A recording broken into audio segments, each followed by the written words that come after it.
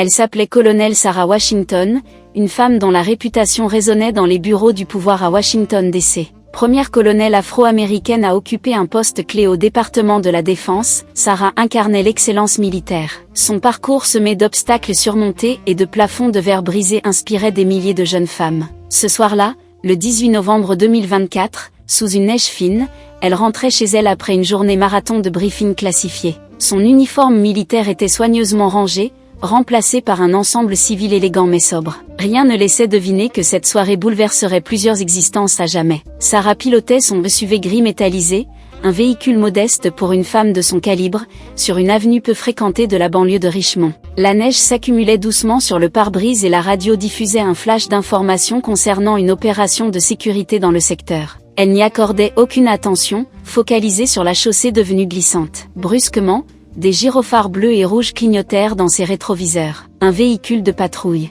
Sarah fronça les sourcils en vérifiant son compteur. Elle respectait scrupuleusement les limitations. Quelle pouvait être la raison de ce contrôle? Elle décéléra progressivement et s'immobilisa sur l'accotement, supposant qu'il s'agissait d'une vérification administrative classique. Les agents, 2 hommes en tenue réglementaire, approchèrent de son véhicule, leurs expressions crispées sous la neige qui tombait. L'un d'eux, l'inspecteur Kevin Thompson, un ancien de la police municipale, tapa contre sa vitre conducteur. Sarah abaissa la fenêtre, arborant un sourire professionnel et courtois. « Bonsoir inspecteur. Puis-je savoir ce qui motive ce contrôle ?» s'enquiert posément, sa voix autoritaire mais respectueuse. Thompson, sans préambule, dirigea sa lampe tactique vers son visage. « Permis de conduire et carte grise, s'il vous plaît » ordonna-t-il sèchement. Sarah perçut une nuance d'hostilité dans son intonation. Elle lui remit ses documents tout en conservant son professionnalisme. « Puis-je connaître le motif de ce contrôle ? Nous avons eu un signalement concernant un véhicule correspondant au vôtre, »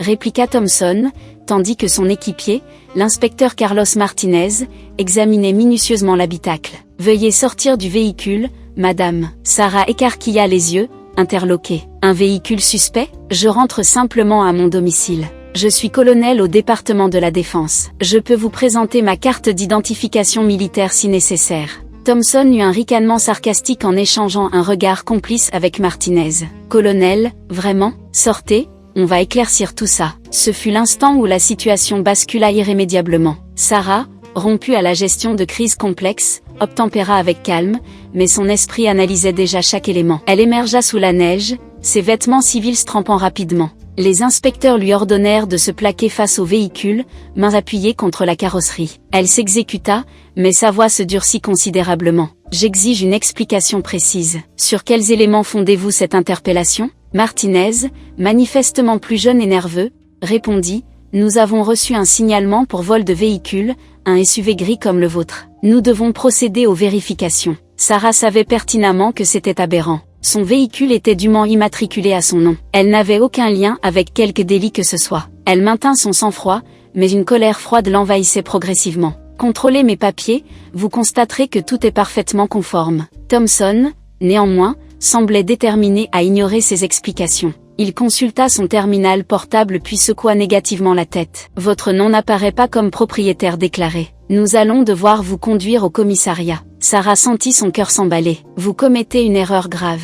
Contactez le département de la Défense. Ils authentifieront immédiatement mon identité. » Les inspecteurs échangèrent un nouveau regard, cette fois empreint de suspicion. Thompson s'avança, dégainant ses menottes. « Placez vos mains dans le dos, madame. » Sarah recula instinctivement. « Vous plaisantez. Je suis colonel de l'armée des États-Unis. Vous ne pouvez pas me menotter sans fondement légal. » Mais Thompson ne l'écoutait plus. En quelques mouvements, il avait saisi ses poignets, claqué les menottes, et Sarah se retrouva immobilisée contre son propre véhicule. La neige ruisselait sur son visage, mélangée à sa frustration et son humiliation croissante. Elle comprit qu'argumenter davantage risquait d'envenimer la situation, mais elle ne pouvait accepter ce traitement. « Vous commettez une faute professionnelle majeure », articula-t-elle, sa voix vibrant de colère maîtrisée. « Accordez-moi un appel téléphonique, je vais contacter le Pentagone. » Martinez parut hésiter momentanément. Mais Thompson, plus catégorique, ricana à nouveau. « Le Pentagone ? Belle tentative. Vous irez au poste et nous vérifierons réellement qui vous êtes. » Ils la forcèrent à monter à l'arrière de leur véhicule de patrouille,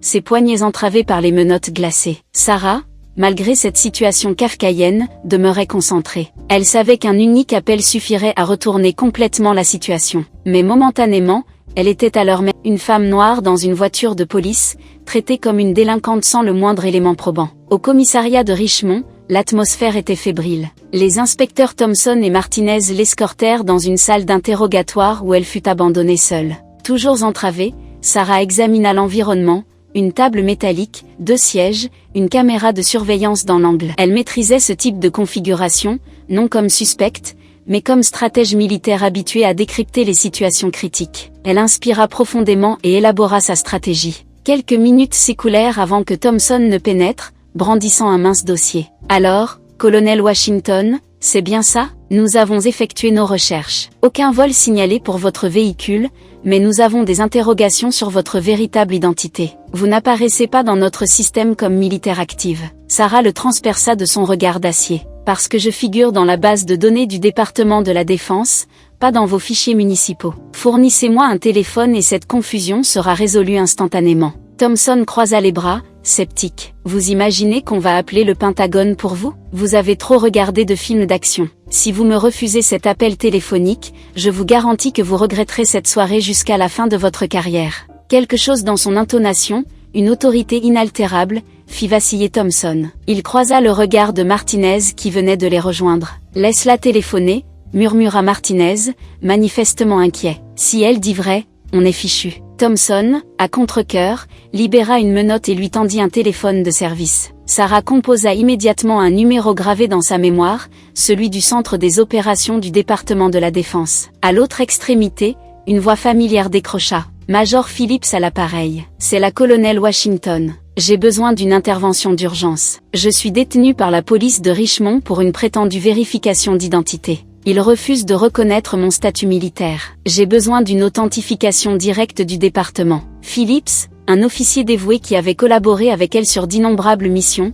réagit immédiatement. Transmettez-moi l'adresse du commissariat, colonel. Je m'occupe de tout. Sarah communiqua l'adresse puis restitua le téléphone à Thompson qui paraissait de plus en plus déstabilisé. Vous venez de commettre l'erreur de votre existence, déclara-t-elle avec un calme olympien. Moins de 25 minutes plus tard, un cortège de véhicules officiels noirs se matérialisa devant le commissariat. Des hommes en costume sombre, arborant les insignes du département de la Défense, pénétrèrent dans les locaux, accompagné par le major Phillips en personne. Le commissaire principal, alerté par cette arrivée impromptue, se précipita pour accueillir les visiteurs officiels. Phillips ne s'embarrassa d'aucune politesse. « Où se trouve la colonel Washington ?» interrogea-t-il d'un ton polaire. Le commissaire, complètement désorienté, bredouilla. « Nous procédions à une vérification d'identité, une femme prétendant être militaire. » Phillips l'interrompit brutalement. « Cette femme est la colonel Sarah Washington, responsable des opérations stratégiques au département de la Défense. Vous l'avez menottée et incarcérée sans aucun motif légitime. Libérez-la sur le champ. »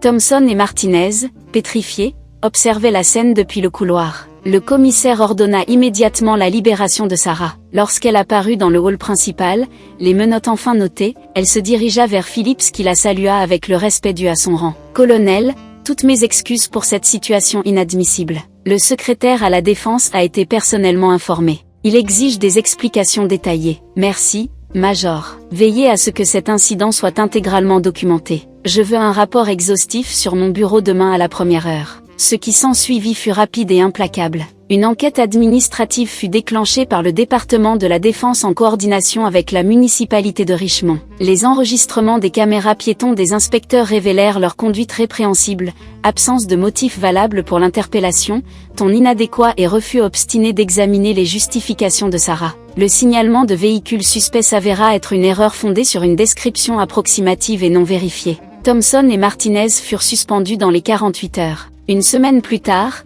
leurs supérieurs, ayant mesuré l'ampleur de la bavure, procédèrent à leur licenciement définitif. L'affaire fit la une des journaux, une colonelle afro-américaine menottée par erreur, scandale à Richmond. Les médias s'emparèrent massivement de l'histoire, mettant en lumière les enjeux de profilage racial et d'abus d'autorité. Sarah, pour sa part, ne rechercha aucune vengeance personnelle. Elle reprit ses fonctions au département de la Défense où elle continua de superviser des opérations vitales pour la sécurité nationale, mais elle s'assura que cette mésaventure serve d'enseignement. Lors d'une conférence de presse, elle déclara « Ce qui m'est arrivé n'est malheureusement pas un cas isolé. Cela se produit quotidiennement pour trop de personnes. Nous devons collectivement exiger davantage de ceux qui sont mandatés pour nous protéger. »